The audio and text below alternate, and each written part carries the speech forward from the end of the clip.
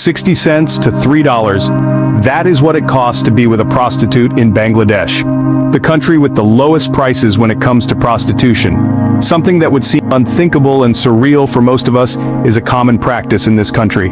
If we compare this with the average prostitute in Kuwait, making around $500 per encounter. Hello and welcome to Curiosity Tube, your daily dose of information.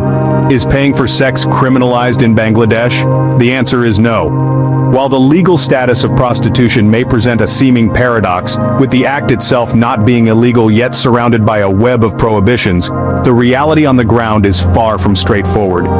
Economic disparities, societal stigmas, and vulnerabilities converge to create an environment where individuals, particularly women and children, find themselves drawn into the world of sex work.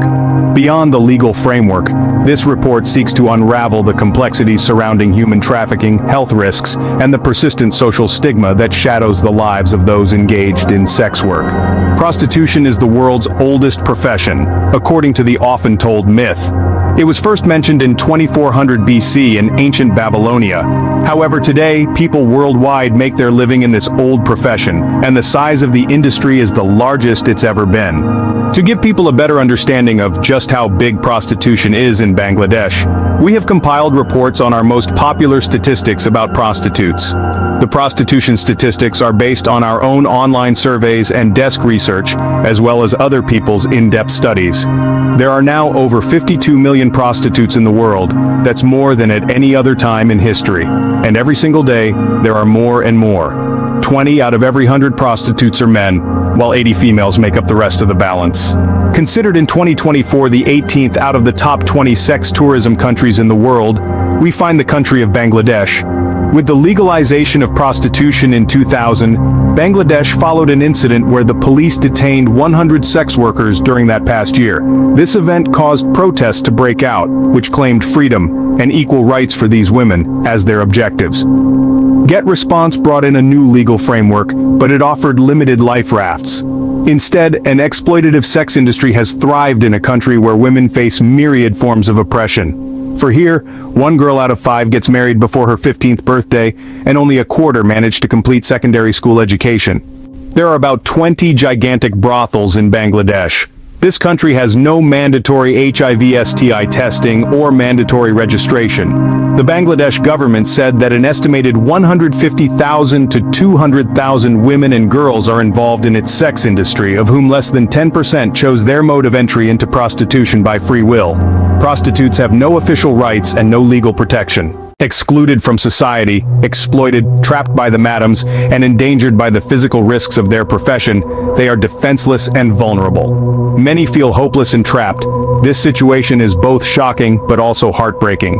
Girls from Bangladesh recount that they were sold into this trade by strangers, family members, and even husbands, sometimes even against their will. Reputed for its great sex industry, the village of Dauladia has one of the largest brothels in the world. The majority of Bangladeshi girls enter prostitution before age 12. Most will no longer be working by 30. In Bangladesh, the social status of sex workers is traditionally extremely low, frequently being treated as less than human. And regardless of their religion, sex workers most times are denied a traditional funeral. Their bodies are frequently tossed into unmarked graves or dumped into a nearby river. Due to the lucrative nature of unprotected sex, this practice persists, becoming a breeding ground for sexually transmitted infections and unintended pregnancies. The repercussions of unintended pregnancies are particularly severe among sex workers, leading to alarmingly high rates of abortion. Notably, complications arising from abortion procedures stand out as the primary cause of maternal mortality within this demographic. This grim reality is exacerbated by the limited access to safe and adequate abortion care for many sex workers. Pregnancy, when it does occur among women engaged in sex work, presents a myriad of challenges, especially for those who have fallen victim to sex trafficking. A significant hurdle is the lack of awareness regarding their pregnancy, with some women remaining oblivious to their condition, foregoing essential prenatal care. For those who are cognizant of their pregnancy, obstacles persist, as their pimps often deny them access to proper prenatal care. In most brothels located in Dauladia, where a considerable number of sex workers are underage, the inherent risks associated with pregnancies are significantly heightened. The absence of substantial prenatal care further amplifies the vulnerability of these young women to maternal health complications and mortality. Tragically, the pressure to sustain their income persists even during pregnancy, as the market exploits the notion that pregnancy sells.